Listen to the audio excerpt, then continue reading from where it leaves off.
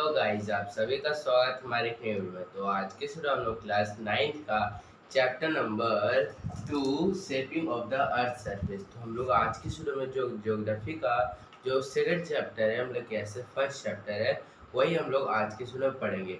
तो ज्योग्राफी का हम लोग आज के स्टूडियो में पहला चैप्टर पढ़ेंगे जो है shaping of the earth. Social science का सेकंड चैप्टर होने वाला है।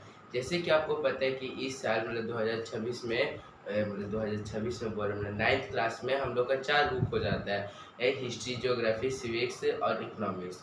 तो आज के स्टूडियो में हम लोग ज्योग्राफी का पहले chapter shaping of the earth surface हम लोग पढ़ेंगे। तो चलो शुरू करते हैं। तो वीडियो शुरू करने से पहले अगर आपको वीडियो अच्छी लगेगी तो लाइक शेयर और सब्सक्राइब करना मत भूलिएगा। तो चलो शुरू करते हैं। तो सबसे पहले हम लोग इसका देखें shaping of the earth surface. Earth मतलब होता है पृथ्वी, शेपिंग मतलब कि शेप देना।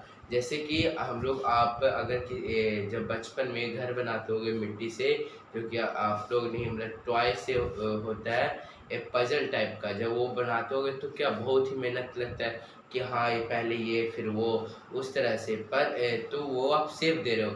तो उसी तरह मतलब कि जो अर्थ है, अर्थ कितना बड़ा है उसको शेप कौन देता है, मतलब कि अर्थ का शेपिंग कैसे होता है वही हम लोग इस चैप्टर में जानेंगे। जैसे कि घर बनता है तो कैसे बनता है, सबसे पहले बेस तैयार होता है, क्योंकि बिना बेस का तो घर कैसे बनेगा। बेस होगा, उसके बाद फिर first floor, second floor, third floor, ऐसे करते करते पूरा ऊपर जाता है। तो अभी आपको समझ में आएगा shaping of the earth surface. तो यही है हम लोग लर्निंग आउटकम्स, मतलब कि ये सब जो पॉइंट्स है वो लोग आज के शुरू हम लोग जानेंगे। तो हम लोग चलो इंट्रोडक्शन से शुरू करते हैं। तो इंट्रोडक्शन ये है। Introduction, the surface of earth is not uniform but varied and uneven. मतलब कि इसका मतलब जो हम लोग का सरफेस है अर्थ का वो यूनिफॉर्म नहीं है, मतलब कि प्लेन पूरा जगह नहीं है, कहीं पे ऊंचा है कहीं पे नीचा है। हमारे चेहरे की तरह है, क्योंकि ये हमारे चेहरे का आग धंसा हुआ, नाक निकला हुआ है और ये सब मतलब कि अलग अलग है ना।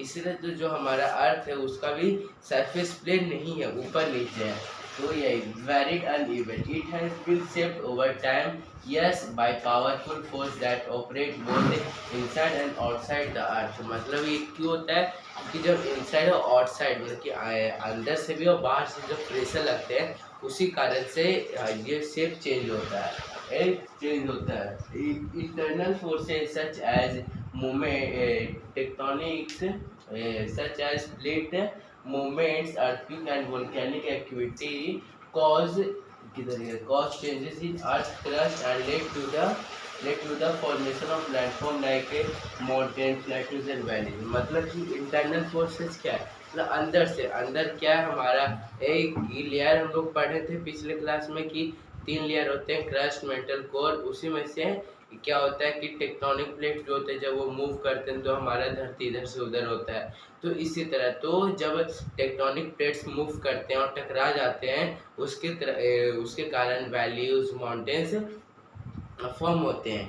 तो यही है forms, mountains, plateaus, valley. Valley के बारे में क्या भी हम लोग जानेंगे, माउंटेन्स कैसे होते हैं ये सब के बारे में। Extend forces such as external forces such as wind, water and ice gradually wear away and learn through process like weathering and erosion and then deposit materials in other places।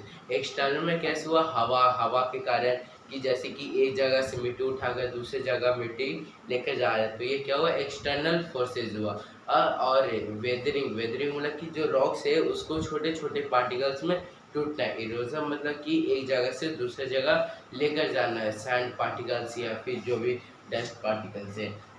These continuous process have been created different landforms on the earth's surface including mountains, plateaus, plains, valleys, desert and coastal feature. तो ये सब external और internal मिलकर क्या कि ये सब different landform बनाते हैं। लैंडफॉर्म मतलब कि कैसा जो ज़मीन है उसका फॉर्म वो किस तरह से है, मतलब माउंटेन्स है, प्लेट्यूज है, प्लेन्स है, वैलीज, डेजर्ट मतलब सूखा रेगिस्तान, कोस्टल फीचर्स, ये सब changes keep place very slowly over a long period of time, while others such as earthquake and volcanic eruption can occur suddenly suddenly and cause wide spread damage, मतलब इसमें से भी internal बहुत time लगेंगे या तो फिर बहुत जल्दी भी होते हैं। तो इसी तरह से क्या हुआ, चेंज होते रहे। तो आपको तो पता ही होगा कि हमारा जो अर्थ है उसको 100 साल है,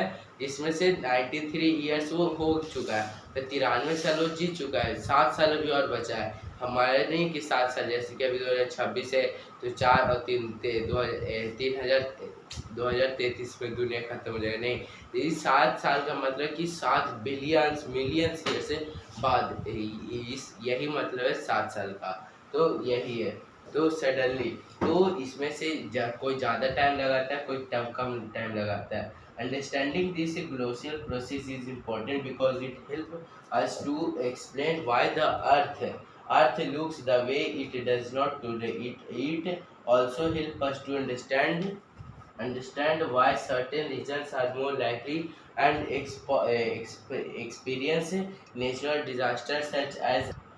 हाँ, तो ये हम लोग बता रहे हैं कि आज कैसे दिख रहे हैं और पहले कैसे दिखते थे, जैसे कि अर्थक्वेक क्या होता है, वही सब हम लोग आज के वीडियो में जानेंगे। मतलब आज के वीडियो में नहीं, हम लोग आने वाले कल में जानेंगे। कल क्या हो रहा है, आने वाली वीडियो में हम लोग जानेंगे। तो हम लोग आगे देखते हैं। तो आगे हमारे इंटीरियर ऑफ द अर्थ, मतलब अर्थ का इंटीरियर, मतलब जो अर्थ है वो बाहर से किसी तरह मतलब कोई और है और अंदर से और है। मतलब कि बाहर का जो अलग है वो अंदर का अलग है। जिस तरह से बोलते हैं ना, हाथी के दिखाने का दांत अलग और खाने वाला अलग, उसी तरह एक की जो बाहर अलग है, बाहर हम लोग रहते हैं और अंदर में क्या क्या होता है वो पता है नहीं। तो इसलिए इंटीरियर ऑफ द अर्थ क्या क्या हम लोग अब जानते हैं। तो इंटीरियर ऑफ द अर्थ क्या है कि वो 3 लेयर में डिवाइड है, वो भी जानेंगे हम लोग। तो the earth is compose of several layers, each having its own distinct characteristics. These layers differ from one another in terms of composition, temperature, and density. Since it is not possible to direct observe the earth surface, मतलब कि हम लोग को ये पता है कि जो अर्थ का सरफेस है वो बहुत ही ऊपर नीचे, मतलब अलग बहुत सारे डिफरेंस 8 टाइप्स के डिफरेंस सेवरल लेयर्स है, मतलब बहुत सारे लेयर्स है। जैसे क्रस्ट हो गया, मेंटल्स हो गया, कि ये अंदर हो गया। तो बहुत सारे ऐसे लेयर्स है जो कि हम लोग को पता है और हम लोग को ये डायरेक्ट नहीं पता चलता है। बहुत ही रिसर्च के बारे में साइंटिस्ट जब मिलकर ये सब चीज़ के ऊपर काम करते हैं तब हम लोग को पता चलता है।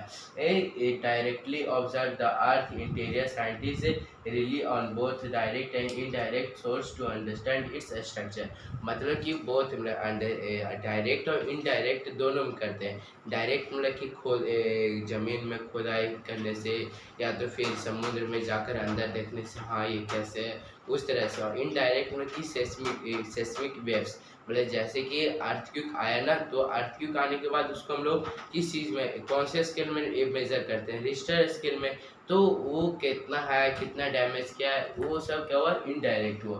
तो यही इतना हुआ। अब हम लोग लेयर्स ऑफ द अर्थ जानते हैं। तो लेयर्स ऑफ द अर्थ हम लोग को क्या है, the earth is made up of 3 layers, crust, mental, core. तो 3 लेयर है, क्रस्ट है, मेंटल है, कोर, ये 3 लेयर है। तो हम लोग आज नेक्स्ट वीडियो में इसको पूरा डीपली में जानेंगे। तो अगर आपको वीडियो अच्छी लगे तो लाइक और सब्सक्राइब करना मत भूलिएगा। Thanks for watching, bye bye.